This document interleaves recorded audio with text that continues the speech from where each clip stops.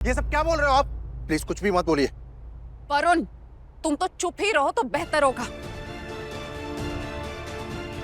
Emotional blackmailing तो तुम्हारे घर में ऐसे यूज होती है जैसे जैसे सब्जी में नमक। सही बोल रही।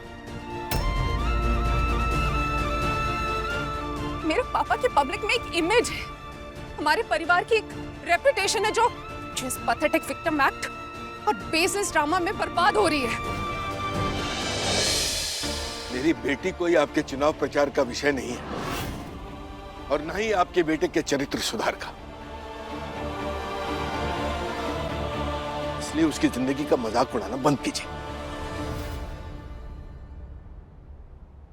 और किस देवी के बारे में बात कर रहे हैं? देवी का अंश तो हर स्त्री में मौजूद है ना।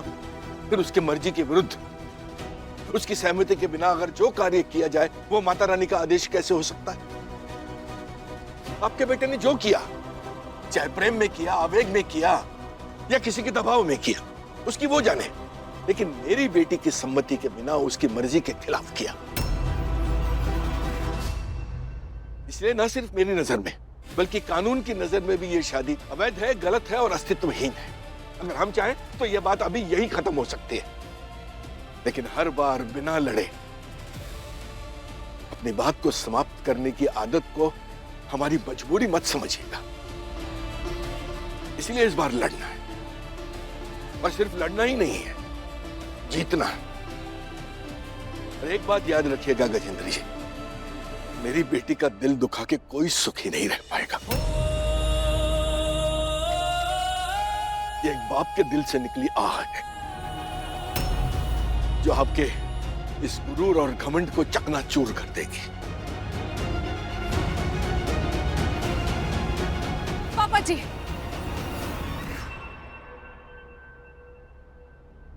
प्लीज मेरे पापा को इस तरह से ब्लेम नहीं कर सकते। जो भी हुआ उसमें उनकी कोई गलती नहीं, उन्हें भी तो अभी पता चला। फिर भी वो राधिका दी को सबके सामने एक्सेप्ट करने के लिए तैयार है। पापा, मुझे लगता है कि वीर कोई प्रेशर में आके ये झूठ बोल रहा है। पूरी बात जाने बगैर आप कोई भी डिसीजन मत लीजिए, कोई अनाउंसमेंट मत कीजिए। दीदी, हम पे कोई प्रेशर नहीं था, हमने जो भी कहा सच कहा। चलो मान लिए वीर, मान लिए कि अब तुम पर कोई प्रेशर नहीं है, लेकिन मंगलसूत्र डालने के लिए प्रेशर तो लगा होगा ना? किसके कहने पर? अरे किसके कहने पर तुमने ये घटिया वाली हरकत किया है?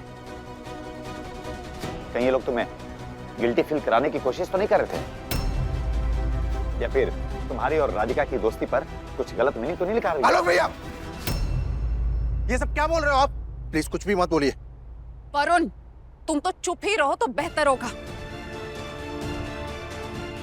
इमोशनल ब्लैकमेलिंग तो तुम्हारे घर में ऐसे यूज होती है जैसे जैसे सब्जी में नमक। सही बोल रही। मेरे पापा की पब्लिक में एक इमेज है, हमारे परिवार की एक रेपुटेशन है जो इस पैथेटिक विक्टिम एक्ट और बेसिस ड्रामा में बर्बाद हो रही है। देखा राधिका की किस्मत ने कैसे पलटी मारी है। अरे हम उसे अभागन समझते थे, पर ये तो भाई सुपर बम्पर लकी ड्रॉ निकली रे। अरे इतना अमीर और ऊपर से पॉलिटिकल वाला ये सब घर, ऐसे घर में बहू बन के जा रही है ये। क्या किस्मत निकल रही है। तुम क्यों चल रही हो इसमें? हाँ? तुम्हें तो खुश होना चाहिए ना। देखो राधिका जिस घर में बहू बन के जाएगी ना तो हमारा ही फायदा होगा ना। देखो राधिका की विदाई के जो भी हिसाब किताब है वो मैं पहले ही वसूल कर लूंगा ना। सुनो, देखिए, मेरी बहन के साथ जो अत्याचार हुआ है ना, ये ठीक नहीं हुआ है। इसका आपको हिसाब देना पड़ेगा। आपके और आपके परिवार को हिसाब देना होगा। जो भी अत्याचार हुआ है